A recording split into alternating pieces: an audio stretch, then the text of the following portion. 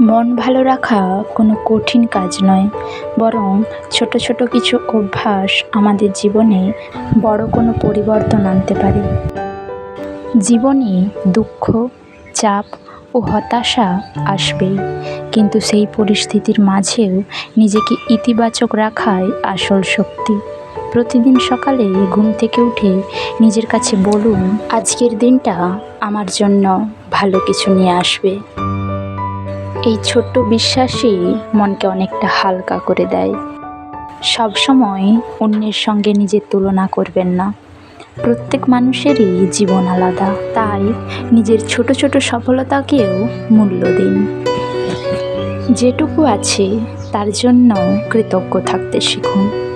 পরিবার ও প্রিয় মানুষের সঙ্গে সময় কাটান, কারণ ভালোবাসা ও আন্তরিকতা মনকে দ্রুত শান্ত করে দেয়।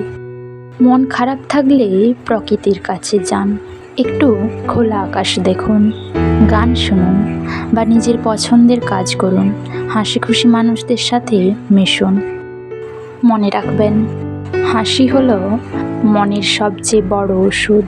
অতীতের ভুল নিয়ে বেশি ভাববেন না এবং ভবিষ্যতের ভয়েও নিজেকে দুর্বল করবেন না।